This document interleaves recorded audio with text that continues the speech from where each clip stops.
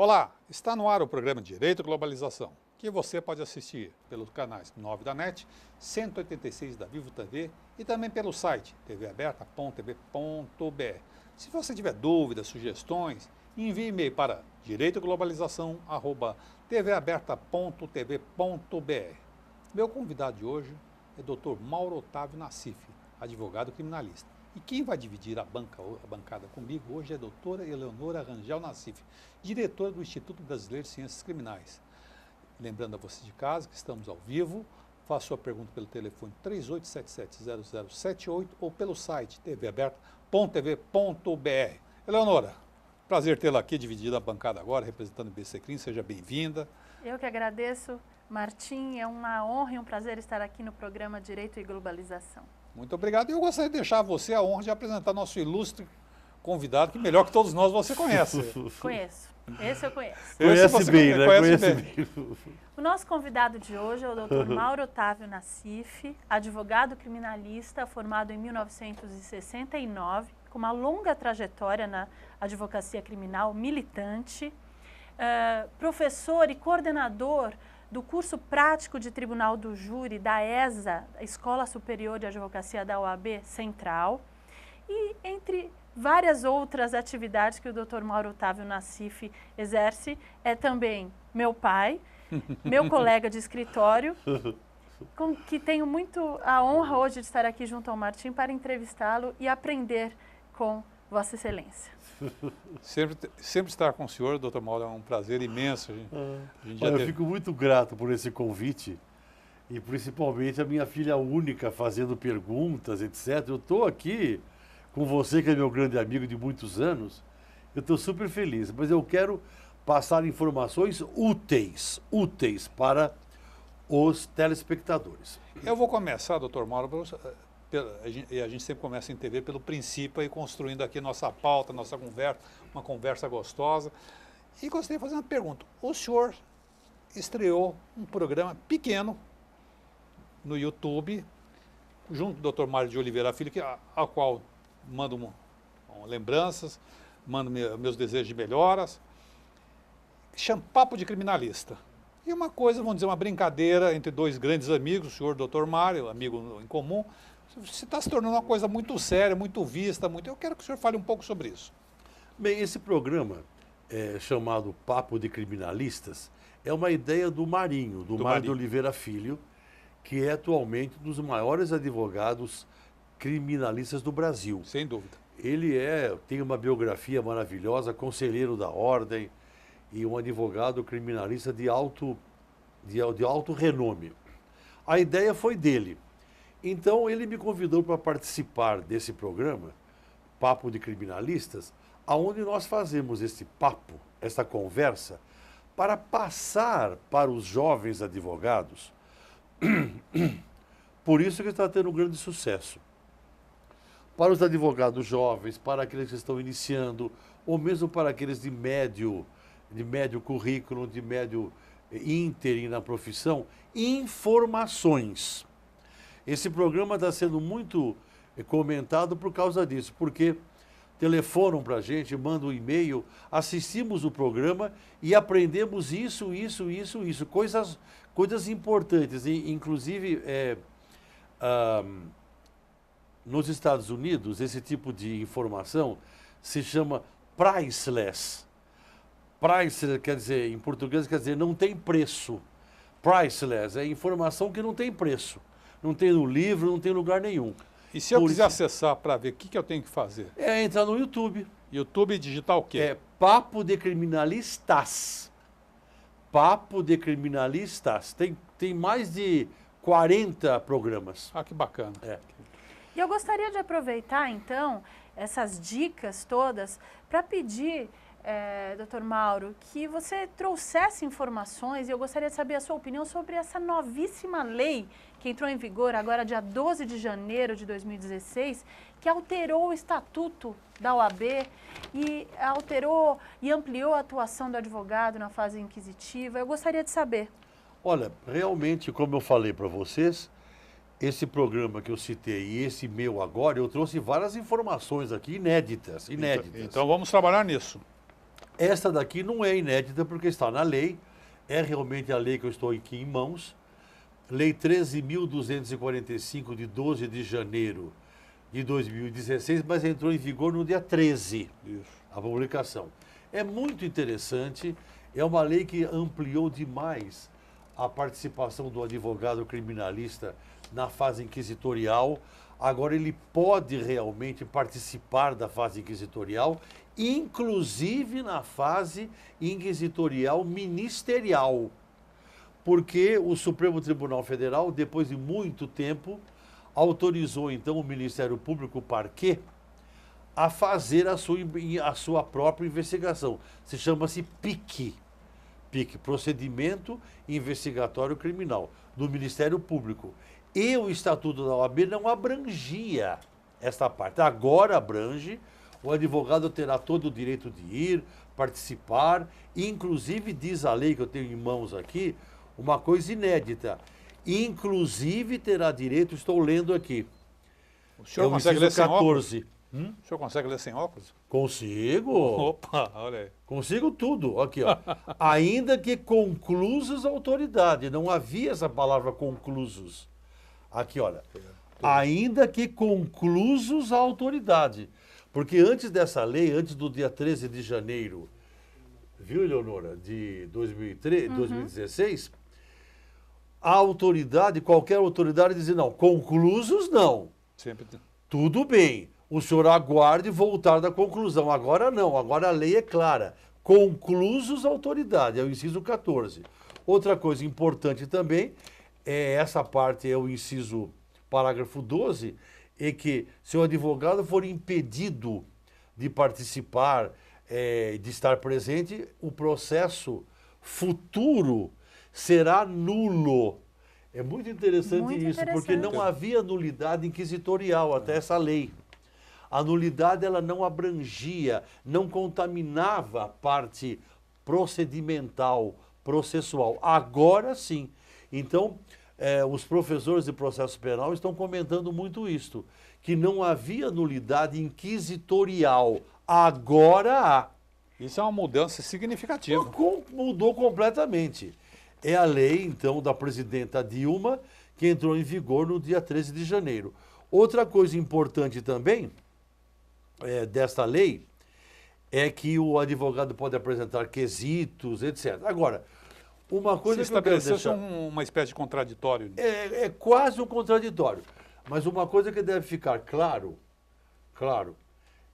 para o telespectador, para o espectador, é que não há nesta lei a obrigatoriedade da presença do advogado. O delegado de polícia, que agora é chamado de excelência, há uma lei nova agora. É uma lei de 3 anos atrás, o delegado de polícia tem que ser chamado de excelência e no petitório, excelentíssimo senhor doutor. É uma lei nova. Eu trouxe a lei aqui também. Um pequeno jogo de vaidade jurídica. Não, mas agora o advogado tem que respeitar. Como o advogado também é chamado de excelência durante os debates. Mas eu estava dizendo o seguinte, que muita gente confundiu quando essa lei entrou agora dia 13 de janeiro. O ínterim é muito pequeno. Mas muita gente pensa que, já me perguntaram, que o delegado tem que nomear advogado. É absurdo. Então, se o acusado ele tiver advogado, o advogado vai. Se não tiver, fica sem advogado. E ele pode solicitar um advogado? Pode. Um defensor público? Pode. Mas se não for, o delegado, porque o inquérito policial não é siri que anda para sempre para trás, não é caranguejo que fica parado. Então, quando o advogado estiver presente, ele participa. Se não estiver, porque pensava-se que era obrigatória a presença do advogado. Não é obrigatório. É facultativo. Facultativo. Então, mas é uma lei muito boa, eu vou repetir o nome. O nome não, o número. 13.245, de 12 de janeiro desse ano, mas entrou em vigor. Está respondido? Sim. Agora, doutor Nassif, apenas um esclarecimento. Essa lei, essa nova lei que entrou em vigor dia 13, certo? Ela se assemelha muito à súmula vinculante número 14 do STF. Você poderia esclarecer para quem nos assiste quais são as diferenças, quais são as inovações em relação à súmula? Ela aumenta a súmula. A súmula realmente, ela é uma súmula muito interessante. Essa súmula 14 foi idealizada pelo doutor Alberto Zacarias Toron. Sim. Ele que é o pai da súmula. Nós devemos essa súmula ao Toron, depois de grande esforço, mas há uma diferença fundamental. Essa súmula, ela é muito boa, fala exatamente que o advogado tem o direito de participar vendo o inquérito, mas não falava em conclusos, que o advogado tem o direito de examinar, etc., mas não tocava no ponto principal. É que o tempo é pequeno, eu não vou ler a lei, mas aqui fala o seguinte, que a inobservância dessas normas ocasiona nulidade do processo. Lá na frente. Lá na frente. E essa súmula do Toron não tocava nisso, mas é uma norma muito boa. Está respondido. Não, infelizmente a súmula do Toron foi uma excelente iniciativa, não há reparo, mas no país há aquilo que a gente comentava. Algumas leis pegam, como se isso... Essa lei é maravilhosa. Outras não. Espero que essa seja cumprida pelas autoridades, que é dirigida contra elas, né? Exatamente. Eu vou chamar um intervalo já e voltamos já já. Continue conosco, estamos ao vivo e queremos fazer sua pergunta pelo telefone 38770078 ou pelo site tvaberto.tv.br. Obrigado.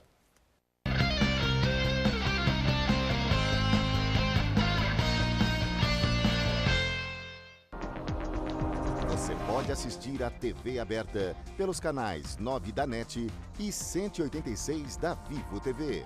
Saiba mais em www.tvaberta.tv.br. TV Aberta São Paulo, a emissora comunitária da maior cidade do Brasil.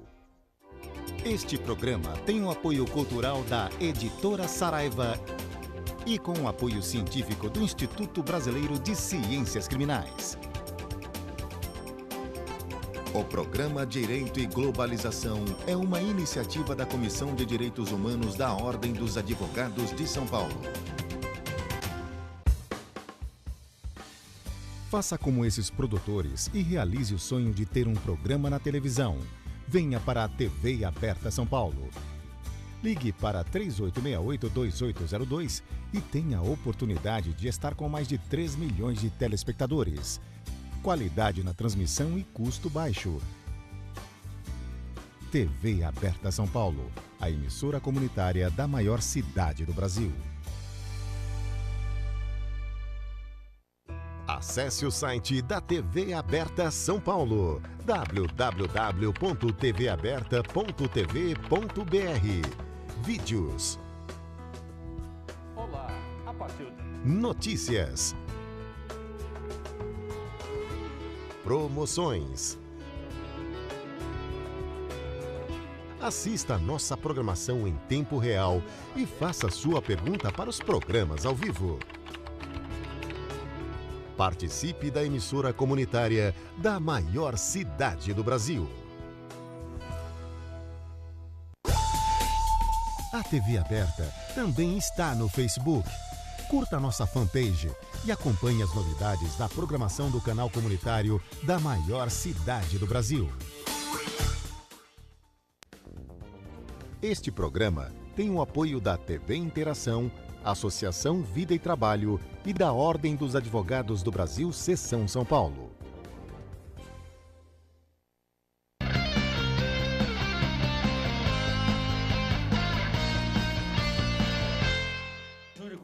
Estamos de volta ao programa Direito e Globalização. Estamos hoje entrevistando o Dr. Mauro Nassif.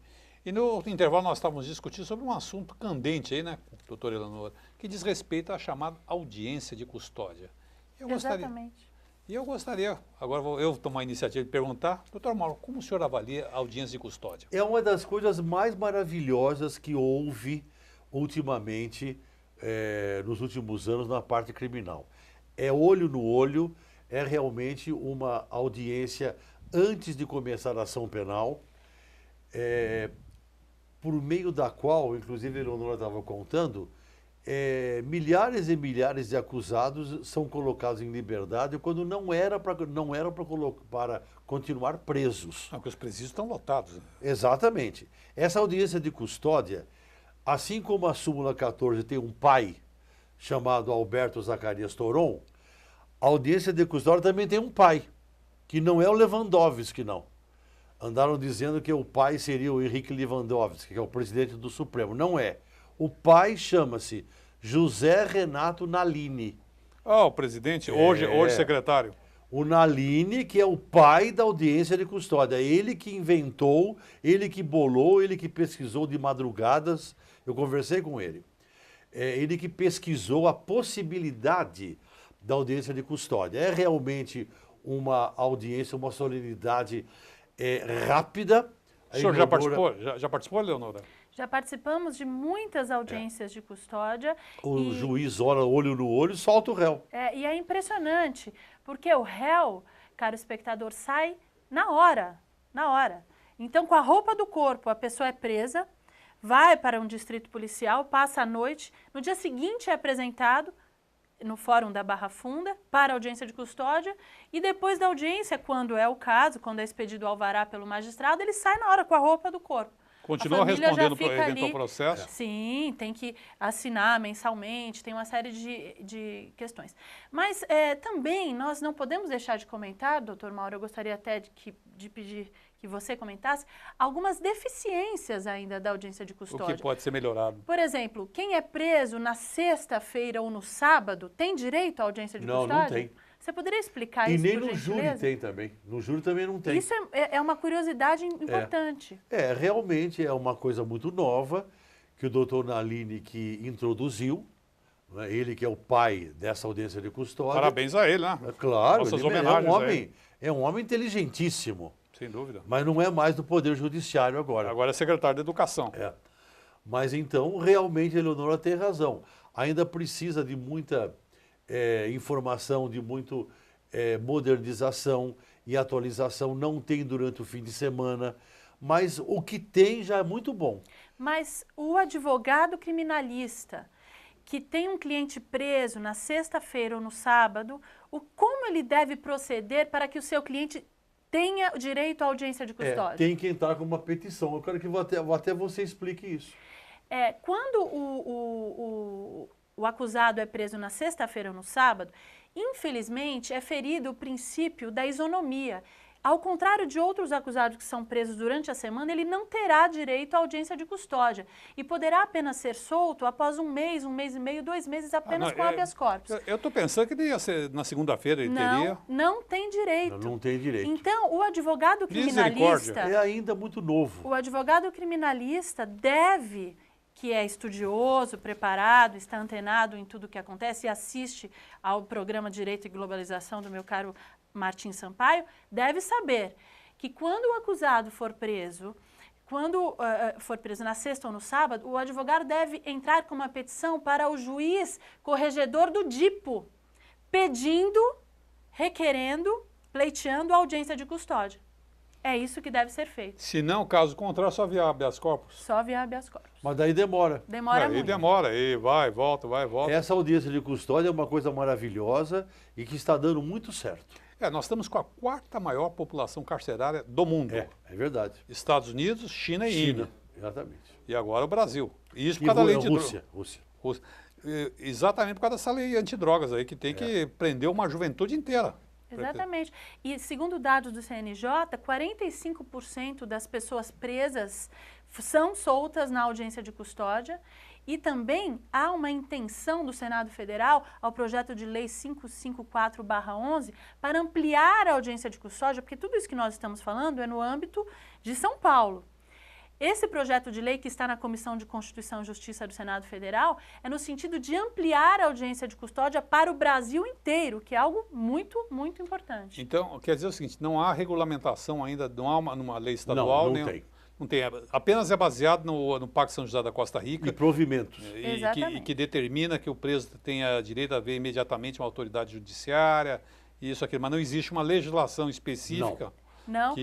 Sim, está tramitando o PL 554/11, o IBCCRIM, inclusive, apoia este projeto, tem se manifestado nesse sentido, o editorial de janeiro do boletim do IBCCRIM se manifestou nesse sentido e, de fato, nós temos que fazer com que isso seja aplicado no âmbito nacional, né? Não apenas em São Paulo. Outros estados adotaram isso? Sim, no Nordeste, o Rio de Janeiro. Lewandowski esteve lá, inclusive implementando e tudo, mas não em todos os estados ainda. É porque a situação carcerária brasileira é terrível, né? Não existe uma situação pior do que essa. Bem, Martim, eu gostaria de dar informações. Por favor, eu quero vamos lá. dar informação. Então passe a sua informação. Você, não sei se você tem mais alguma pergunta. Não, a gente está aqui para te escutar. Queremos aprender. Queremos aprender. Aquela então. questão do peticionamento eletrônico, vamos deixar para depois. Tá? Tá bom. Eu quero informar. Então informe. Manda bala. É o seguinte, veja bem. Eu gostaria de passar para o telespectador informações importantes para a militância advocatícia. Pois não. Eu tenho 5 informações rápidas e sucintas que mudam realmente o posicionamento do advogado perante a justiça. A primeira coisa, a coisa mais maravilhosa que existe no mundo brasileiro e mundial, mas falando do Brasil, é o júri. O júri é a coisa mais maravilhosa, mais espetacular que existe. É o único momento no qual o advogado ele tem certeza que o julgador está escutando o que ele está falando. O júri é realmente um momento espetacular. O advogado atua nos tribunais, na sustentação oral, no Supremo, no STJ, em todos os lugares, mas ele não tem certeza se estão prestando atenção nele ou não. De vez em quando prestam ou não. No júri, não. No júri, o advogado tem certeza absoluta que os jurados estão ouvindo o que ele está falando. Até porque se o jurado dormir ou cochilar, o júri é nulo. Então, o momento mais espetacular na advocacia é o júri. Inclusive, o bom advogado, ele tem que fazer júri. Não existe esse negócio de advogado que só faz direito econômico. Nós fazemos direito econômico e júri. Tem que fazer júri. O advogado que faz júri, ele tem muito mais possibilidade de ter uma atividade maravilhosa. Então, dito isto, sobre essa questão dessa atuação maravilhosa do júri para o povo, que o poder emana do povo e seu nome é exercido, feita essa observação, eu quero dar as informações. Primeira coisa, o advogado que está começando deve ser jurado. Ele deve se inscrever primeiro como jurado, não o advogado já militante. É muito importante que o advogado, ainda no começo de carreira, ele se inscreva como jurado, ou no tribunal do júri estadual ou federal. A atividade como jurado é uma coisa espetacular. É o único lugar no mundo que o julgador não fundamenta a sua decisão. Então, um conselho que eu dou, sejam jurados, participem como jurados. É muito importante. Outra coisa importante, posso continuar? Pode. Eu vou interromper quando tiver os minutos acabando. Eu interrompo, a gente vai para outro intervalo e voltamos. Você me avisa então. Eu aviso, fica tranquilo. Ser jurado é uma coisa importantíssima para a atividade no tribunal do júri e mesmo na atividade em geral. Outra coisa, quando terminar a defesa, em qualquer lugar, ou no júri ou não, nunca falar obrigado. É proibido o advogado terminar a defesa do júri ou na de sustentação oral dizendo obrigado. E por quê? É proibido. Por quê? Porque justiça não se agradece. Justiça não se agradece. Justiça não tem nada a ver com obrigado. Justiça se postula. Justiça se pleiteia, se requer, se postula. Está errado o advogado terminar o seu discurso defensório com obrigado. Esse obrigado os juízes não gostam, o jurado não gosta, ninguém gosta. Tem uma configuração negativa a falar obrigado. Não falem obrigado. Já aprendi 2 dicas. Então, não falem obrigado. O jurado não gosta que o advogado fale obrigado. Mesmo que seja uma questão de educação, está errado.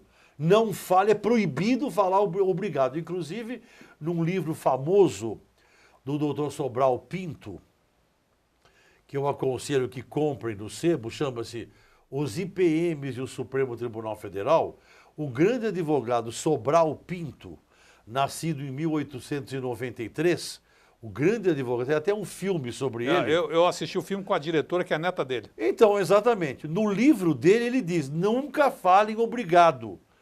porque justiça não se agradece.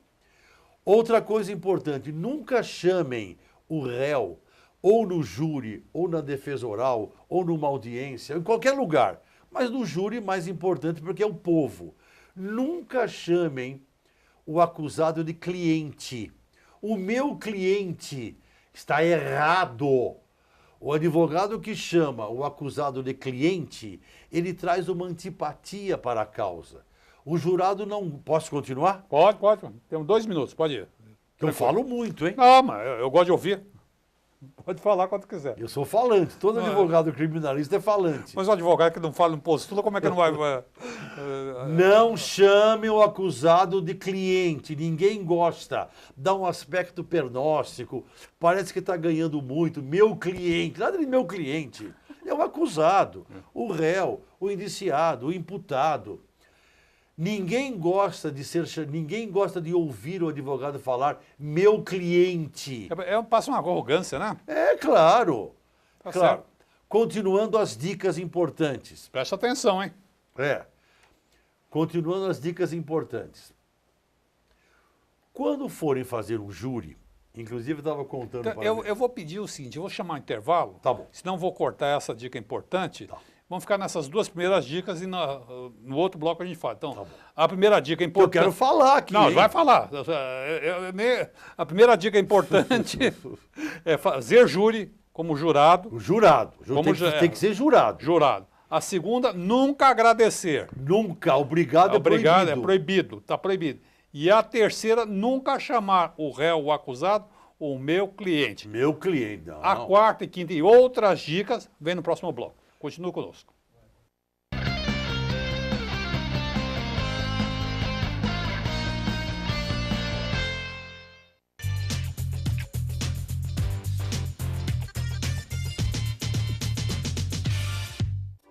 Este programa tem o apoio cultural da Editora Saraiva e com o apoio científico do Instituto Brasileiro de Ciências Criminais. O programa Direito e Globalização é uma iniciativa da Comissão de Direitos Humanos da Ordem dos Advogados de São Paulo. Acesse o site da TV Aberta São Paulo, www.tvaberta.tv.br. Vídeos, Olá, a partir de... notícias, promoções. Assista a nossa programação em tempo real e faça sua pergunta para os programas ao vivo. Participe da emissora comunitária da maior cidade do Brasil. Você pode assistir a TV aberta pelos canais 9 da NET e 186 da Vivo TV. Saiba mais em www.tvaberta.tv.br. TV Aberta São Paulo, a emissora comunitária da maior cidade do Brasil. Faça como esses produtores e realize o sonho de ter um programa na televisão. Venha para a TV Aberta São Paulo. Ligue para 3868-2802 e tenha a oportunidade de estar com mais de 3 milhões de telespectadores. Qualidade na transmissão e custo baixo. TV Aberta São Paulo, a emissora comunitária da maior cidade do Brasil.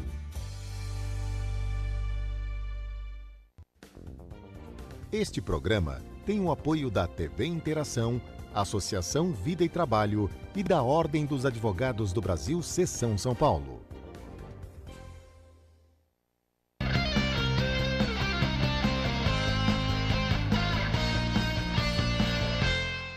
Estamos de volta no programa Direito à Globalização, hoje recebendo o Dr. Mauro Nassif, e dividindo a bancada comigo, doutora Eleonora Nassif.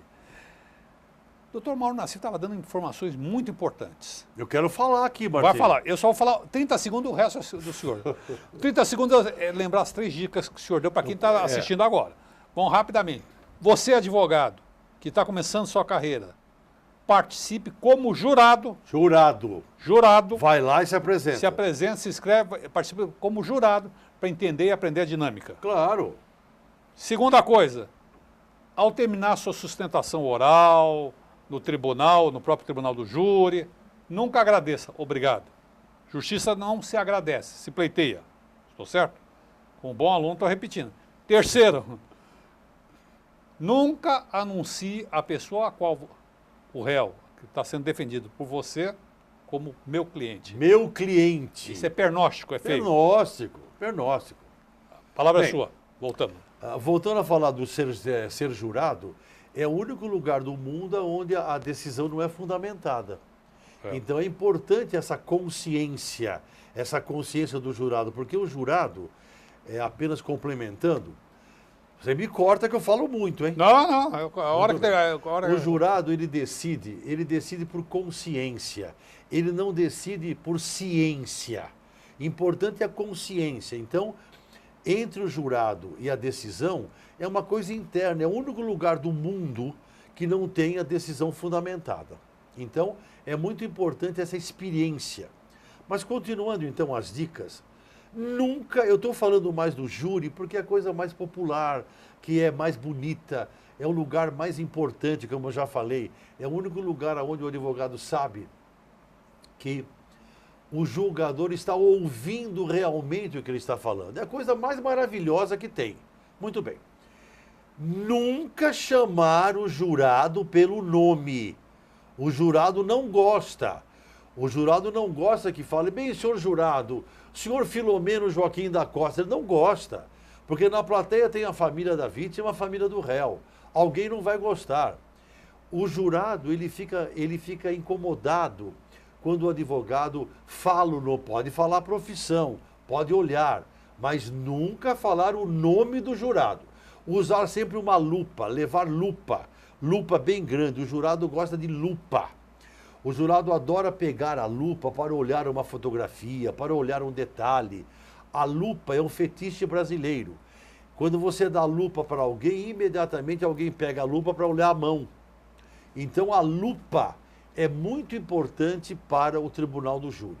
Outra coisa importantíssima no tribunal do júri é uma regra que vem de Roma. A regra que vem de Roma se chama olho no olho. Se chama os olhos são o espelho da alma. Os olhos são a janela da alma. O que é isso? Rapidamente eu vou explicar, essa é uma dica muito importante. No tribunal do júri, aqui fica o advogado, aqui na mão esquerda, aqui. Os jurados ficam aqui. Os advogados, por inexperiência, por falta de cultura, por falta de estudo, eles inquirem a testemunha que está aqui no meio, entre o advogado e os jurados, inquirem da bancada da defesa. Então, o que acontece? A testemunha ou o réu viram para o advogado e ficam de costas para os jurados. Não pode. É a regra que vem de Roma. Os olhos são o espelho da alma, ou janela da alma. Então, o advogado nunca pode inquirir a testemunha que está aqui, jurado aqui. Ele tem que sair da tribuna, ficar do lado dos jurados para que a testemunha vire, para que a testemunha ou réu dê as respostas olhando para ele e olhando para o jurado. O jurado não gosta de ficar olhando para a nuca da testemunha. Então, explicando para encerrar, que eu vou tentar falar bem rápido. Não, pode falar, isso é interessante. O advogado, essa regra se chama, já falei, os olhos são o espelho da alma. O jurado gosta de ver o olho, olhar o olho. O advogado vaidoso, o advogado inexperiente, o advogado que não estuda, ele inquire a testemunha da sua tribuna. Então a testemunha vira para ele e fica de costas para o senhor, nem sabe que pode sair. Tem que sair da tribuna, ir até do lado dos jurados, para que a testemunha vire para os jurados. Aí o jurado olha olho no olho, e não olho na nuca. Muito bem. Continuando, então. Eu tenho simplesmente... Eu tenho 3.000 dicas. Eu vou tentar... Vamos lá. Eu tô aqui... Não, eu vou até aproveitar. Tem uma pergunta do público que pode fazer vontade aqui. Que vem... Quer perguntar alguma coisa? Não, vamos deixar eu acho que essa pergunta aqui... Eu já respondo na hora. Essa pergunta aqui é até boa, que diz um pouco respeito a isso, né? É o Jaime, do Jardim Bonfilholi, sempre participa aqui conosco. Bem-vindo, Jaime, depois dessas férias aí. E ele pergunta, doutor Mauro, qual é a posição do senhor sobre o depoimento por videoconferência? É ótimo. Olho no olho do juiz no depoente seria mais eficiente e democrático? Não, é claro. É claro que olho no olho, mais próximo, é melhor. É melhor. Mas a videoconferência, ela faz parte da modernidade. Ela faz parte da agilidade.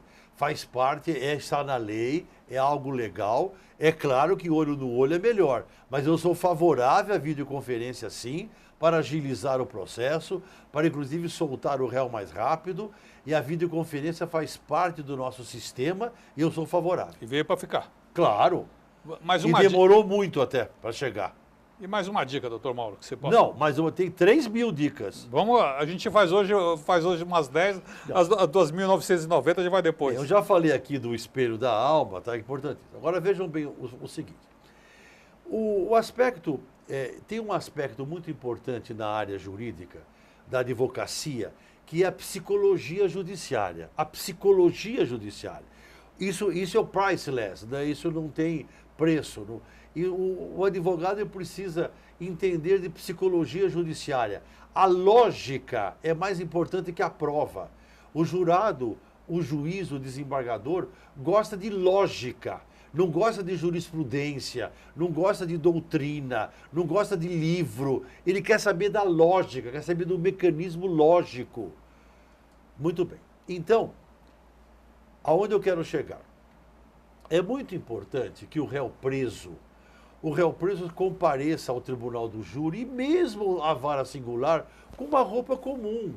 Ele muitas vezes ele é preso por vários motivos, uma prisão preventiva, etc.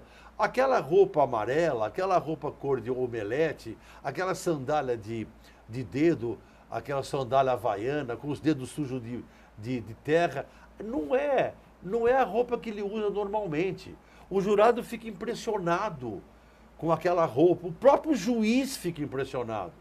Então eu estava contando para a minha filha, ela até gostou dessa informação, que nos Estados Unidos, atualmente, não é há muito tempo, mas já de alguns anos, a Defensoria Pública tem um guarda-roupa nos Estados Unidos, tem roupas para o réu. O réu vai até o tribunal para ser julgado pelo tribunal do júri, porque lá é tudo júri, etc. E o réu, ele escolhe se ele quer ser julgado com aquela roupa amarela ou ele quer ser julgado como tem terno, gravata. Então, o advogado deve postular para o juiz que o réu, aqui no Brasil, a família leva uma muda de roupa e ele entra ao tribunal com a roupa dele, com a camisa dele, com o sapato, com a calça. E impressiona demais os jurados a roupa do réu. Isso tem uma simbologia, uma analogia com o uso das algemas também. O Supremo Tribunal Federal demorou muito tempo. Eu fui o primeiro advogado do Brasil a anular um processo com o doutor Ari Belfort, um desembargador, que eu consegui anular. O primeiro júri do Brasil anulado por causa das algemas foi comigo, nos embargos infringentes, com o doutor Ari Belfort, um desembargador que já faleceu. Aonde eu quero chegar? Há uma similitude, uma analogia entre o réu estar com a roupa do presídio, amarelo, os dedos sujos de terra. A roupa suja, inclusive. A roupa suja, inclusive. CDP, né? Inclusive com uma camiseta. Ele vai com cara de marginal, desculpe. Exatamente. Então, nos Estados Unidos, como eu estava contando, a Defensoria Pública chega e tem a roupa para o réu. Se o réu não quiser usar, se for burro, tudo bem. Então, é muito importante que o advogado postule que o réu vá ao tribunal do júri, e nós temos conseguido isso muito. O juiz normalmente defere. Porque rouba-se até a dignidade dele, né? É claro. Ele vai como um mendigo. Não tem importância nenhuma trocar de roupa. Né? Muito bem. Essa é uma dica importantíssima. Tem uma pergunta aqui que é de hoje. Não. É uma pergunta bastante atual, a gente inclusive comentou. Tá. Hoje é da Karina da Lapa e ela pergunta para o doutor Mauro. Tá. Por que o governador Alckmin decretou sigilo de 50 anos sobre os dados e boletins de ocorrência que serão registrados pela polícia paulista? Isso é um absurdo. Isso é um verdadeiro absurdo do governador Alckmin. Inclusive, os documentos de guerra, os documentos da Segunda Guerra Mundial estão diminuindo o prazo para a liberação. E por quê? Porque para encobrir alguma coisa que não deve ser mostrada. Eu sou totalmente contra. Eu também sou dessa opinião. Sou da opinião seguinte, é que esse é um problema de eleição, um problema político, e que haverá eleições esse ano, e daqui 2 anos eleições presidenciais, e a questão da segurança pública anda e muito mal nesse estado, e quer se esconder isso. E está dando carta branca para a polícia fazer o que quiser. Não, então eu sou totalmente contra isso. Inclusive eu sou... Não sei se a sua opinião é essa. Não. Sim, a sua opinião qual é? Comungo dessa opinião. Quem não deve não teme, quem não deve não quer sigilo. Eu inclusive sou favorável a que não tenha nenhum ínterim de segredo. Não. Winston Churchill, ele era favorável a abrir tudo na época da Segunda Guerra Mundial. Quando terminou a Segunda Guerra Mundial, até hoje, mais de 70 anos, ainda tem segredo. O Winston Churchill era contra o segredo, tem que mostrar tudo. Tem que mostrar tudo. Que sociedade, que Estado democrático é esse que a gente não pode saber de um boletim de ocorrência? Exatamente. E Inclusive no impeachment da Dilma, que foi proposto, aquela comissão secreta, eu sou contra também. Claro. Tem que ser tudo público. Claro, você tem que saber. Porque o sol é o melhor desinfetante de tudo. Havia um juiz da Suprema Corte americana que dizia isso. Exatamente. Era o Earl Burger que falava isso. E o Frankfurter também falava isso. Então, aonde eu quero chegar? Não tem nada de secreto, mas é claro, algumas coisas secretas, algumas coisas. A nomeação de embaixador, etc., que não vou tocar. Mas não tem cabimento essa comissão do impeachment da Dilma, que foi proposta e foi feita a comissão secreta, não tem cabimento. Não tem. Todo mundo tem que saber o que vota o deputado. Muito bem, então eu sou contra isso. Eu vou ter que interromper. Mas eu queria falar mais. Vai falar. Bom, quer ir direto sem interromper? Quero. Então vamos embora. Pronto. Então vamos lá. Então Tá bom, não tem intervalo. vamos continuar. São as dicas úteis. Vamos lá. Eu já dei várias. Eu vou dar uma outra dica agora. Os promotores de justiça, eles têm a escola de promotores. A escola de promotores, então, ensina os promotores como fazer o júri, como ganhar o júri. O advogado tem que estar preparado. Então, por exemplo, o tempo do júri é muito importante. A primeira dica, o advogado nunca deve abrir mão de nada do tempo do júri, nada.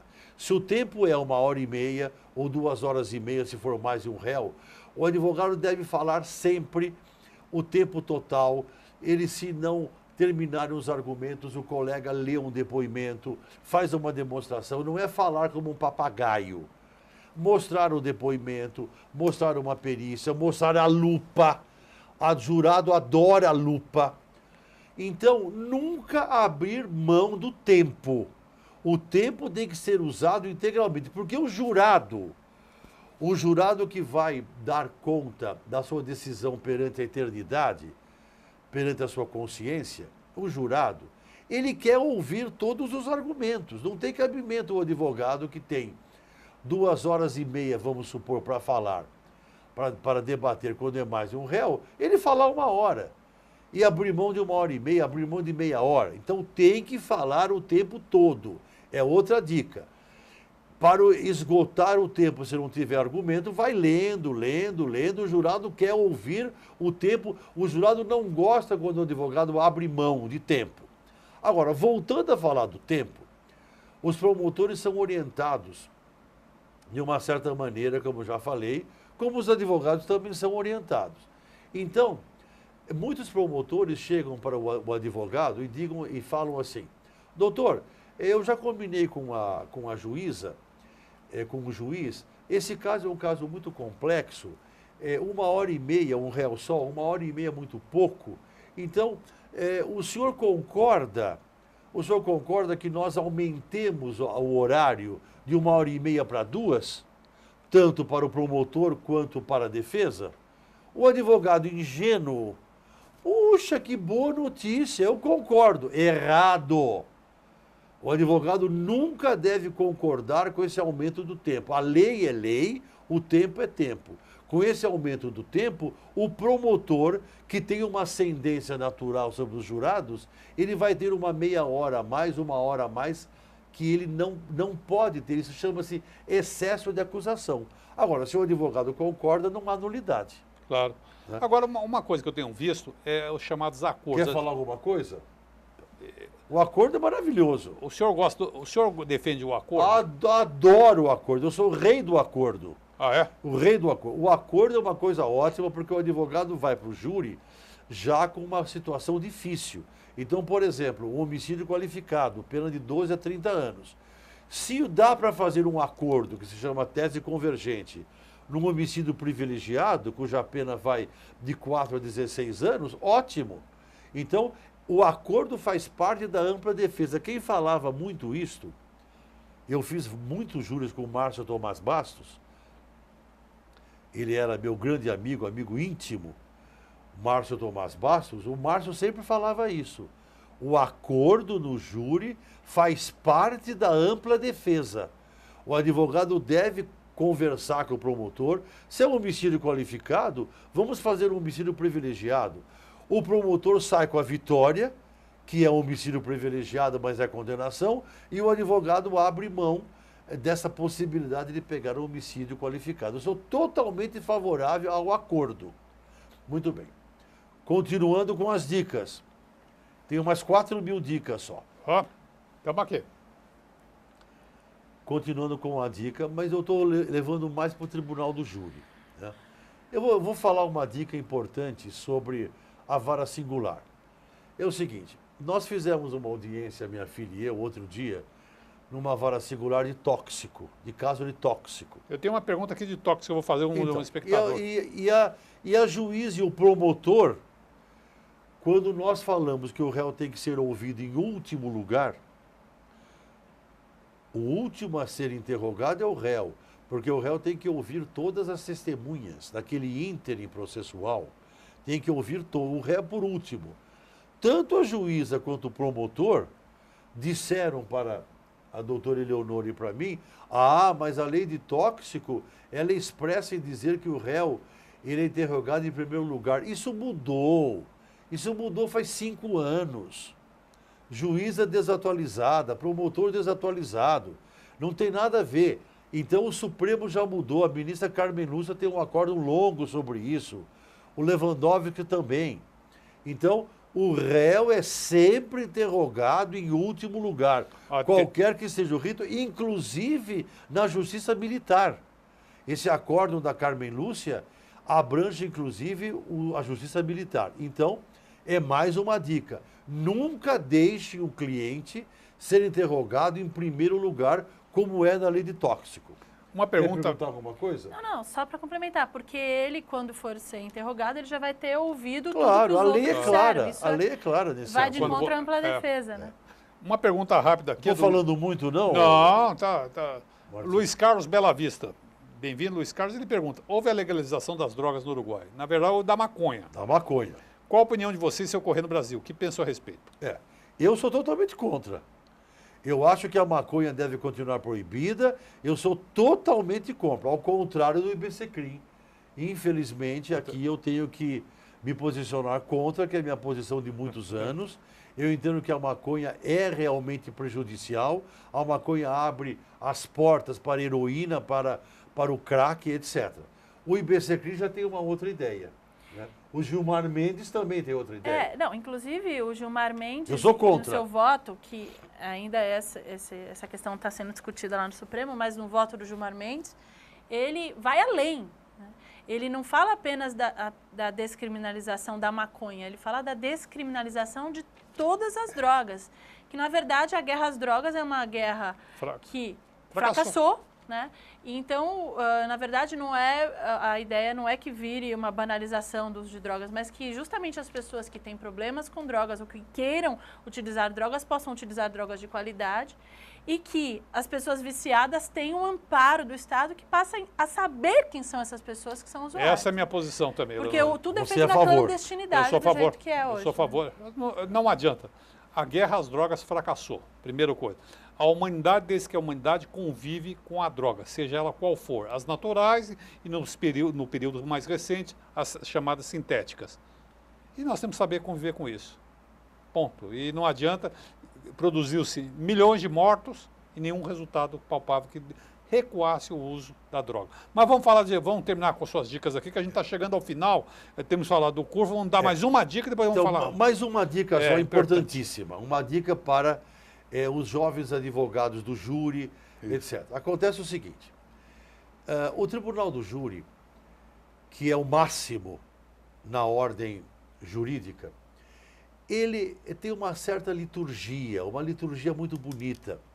Então, e o magistrado, ele não exerce uma função tão relevante quanto na vara singular. O juiz, ele fica diminuído. Então, os juízes não gostam do júri, porque a estrela do júri é o advogado e o promotor depois. E o juiz fica, e os jurados, logicamente. E o juiz fica numa posição mais subalterna. Muito bem. Então, a última dica. Sempre fazer júri de beca. A beca para o advogado é sagrada. Tem que fazer o júri de beca. O promotor de beca. O juiz de toga. O jurado gosta dessa liturgia, dessa roupa solene. Em Minas Gerais, inclusive, o próprio jurado, ele usa uma capa preta para dar uma liturgia. Eu fui fazer um júri em Barueri, há 20 anos atrás, e um juiz alemão, doutor Mauro, o seu nome é Mauro, né? Olha, está muito calor aqui, e eu resolvi fazer um júri, eu vou fazer júri de manga de camisa, o juiz, que aliás é contra o provimento da corregedoria. Mas, lá em Barueri, tudo bem. Eu vou fazer o júri sem toga, o juiz sem beca, e o senhor também faz sem beca. Falei, ótima ideia, ótima ideia. O senhor, excelência, faz júri sem toga, o juiz, o promotor sem beca, e eu de beca. Ah, não, isso não. Aí todos puseram a roupa solene. Então, nunca se curvar perante um juiz para fazer um júri sem beca, mesmo o máximo calor. A beca faz parte da liturgia, faz parte do convencimento ao jurado da sua tese. Doutor Mauro, nós estamos chegando ao final, mas eu não gostaria de encerrar nosso bate-papo antes de falar sobre isso aqui, Tribunal do Júri, esse curso que o senhor vai, eu passo suas mãos, senhor, o senhor consegue enxergar? Eu não consigo. Eu enxergo tudo. Eu quando enxergo me conto. Eu quero convidar os telespectadores para esse curso que tem apoio, inclusive, da OAB e do Marcos da Costa e do Canton também.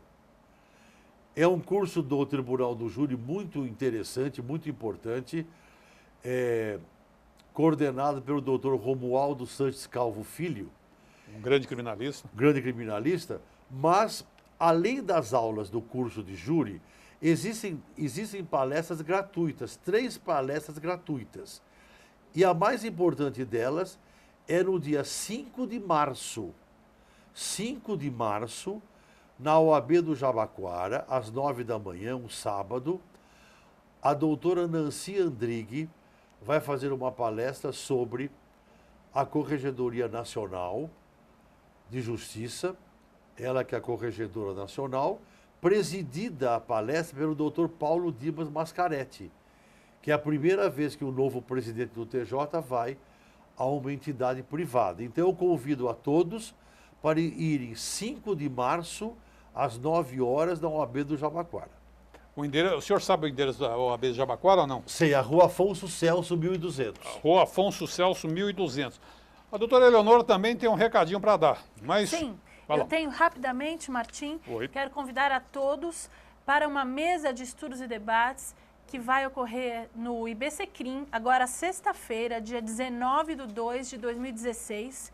O tema será a mercantilização do sofrimento, privatizações, terceirizações e PPPs no sistema penitenciário, parcerias público-privadas, né?